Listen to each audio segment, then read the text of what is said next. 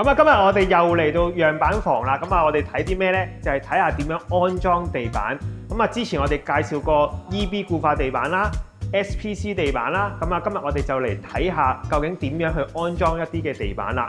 作為業主，地板安裝最緊要睇咩呢？就係睇下啲地板有冇送錯貨。咁所以呢，包裝同埋嗰個物料嘅顏色呢，都係要對清楚。咁啊，好似而家咁樣，呢度係用咗木色嘅。咁啊，最緊要係睇翻係咪送咗木色啦。咁啊，有時最驚呢係送錯貨，送嗰啲灰色嘅嚟呢，咁啊好麻煩啦。咁啊，例如如果你話裝好晒錯咗嘅顏色，咁啊係咪個業主要自己硬食呢？定係叫翻啲裝修師傅呢重新拆過？咁啊，業主又要嘥時間去做啦，有機會呢又要再重新買嗰啲料呢。咁啊，其實個價錢呢就會好昂貴啦。咁啊，所以最緊要第一樣嘢要 check 嘅就係睇下佢有冇送錯貨啦。咁啊，曾經咧有個業主咧就同我哋講啦，咁啊佢話佢係想買個木色嘅地板，咁但係咧裝修師傅咧嚟到裝完之後，業主先發現咧係裝錯咗顏色，就係裝錯咗一個灰色嘅地板。咁啊，最後咧，因為如果業主要重新拆過成個地板咧，要嘥嘅時間大約多咗1個月至2個月，因為佢首先啦，例如你啲櫃已經裝好晒上去，咁啊你要拆翻晒啲地板咧，其實係非常之大工程。咁所以咧，最後咧業主咧就唯有係硬食咗個地板啦。咁啊，最後個業主咧都係好唔忿氣，咁啊都好麻煩啦。咁啊，真係啱料啦！咁下一步咧就係要切割或者排料。咁啊，好多時啲師傅咧就會首先擺咗啲料出咗嚟啦，望一望個長度啱唔啱。咁啊，如果你話有時唔啱嘅話咧，就有機會要開始要切割啦。咁啊，複合木地板始終佢係厚身少少啦，咁所以佢就多數咧就會用切割機咧嚟去切割。之後咧就係對翻啱啱好個 size 擺翻落去。咁啊，例如，但係如果你話係 SPC 嘅話咧，因為佢始終係薄身少少，咁啊，其實攞把 cutter 界一界幾刀，其實跟住就可以啪一啪去，咁啊已經可以做到嗰個界嘅效果。其實可以用把界刀界一界去，咁啊輕輕拍斷佢，等我哋示範下啦，睇下拍唔拍得斷啦。拍斷完之後咧，你會見到呢啲邊咧係爭少少嘅，咁啊可能要再磨一磨佢，掃一掃翻好佢啦。咁但係因為始終咧，如果你話係地盤啊、大樓安裝咧，其實好多時啲師傅為咗想快少少同埋精準少少咧，多數都會用翻切割機咧嚟去幫手去做翻個界嘅效果。咁啊，但係如果你話業主自己想慳少少，慢慢界咧，其實都可以做到同樣嘅效果，不過個時間咧就會耐少少啦。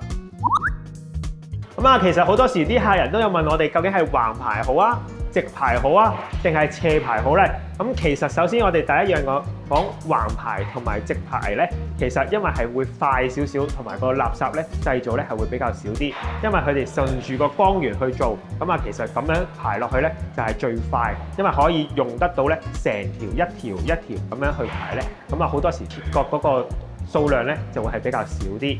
咁但係如果你話係斜排嘅話，因為始終咧你會有個好多嘅雜角位啦，咁啊慢慢要 cut 完之後咧，其實你個垃圾同埋嗰個時間咧係會耐少少嘅。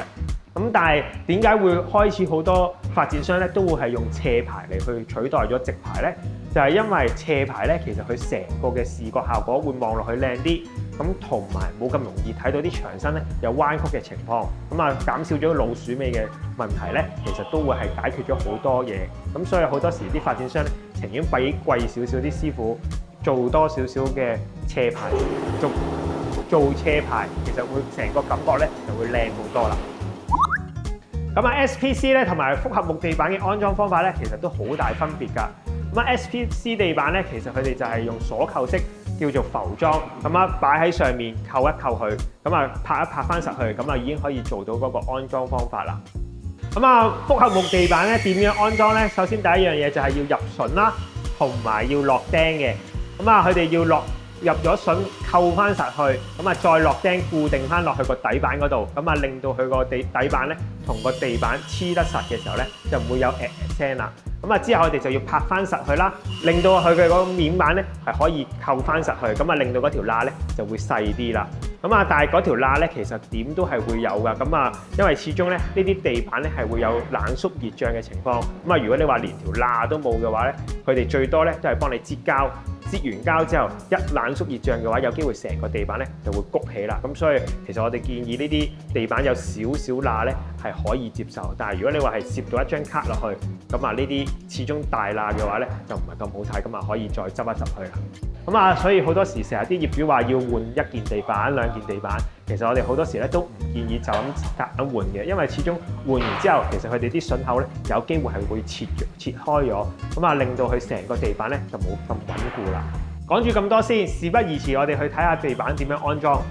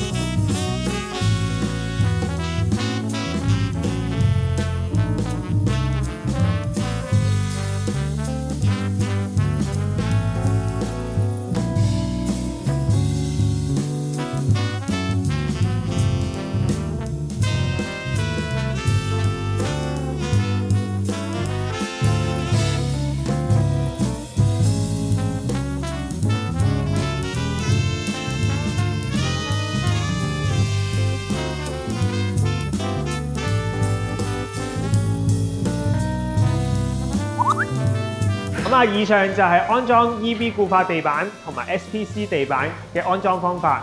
至於點樣驗收地板，大家可以重溫下康 Sir 驗樓嘅片段。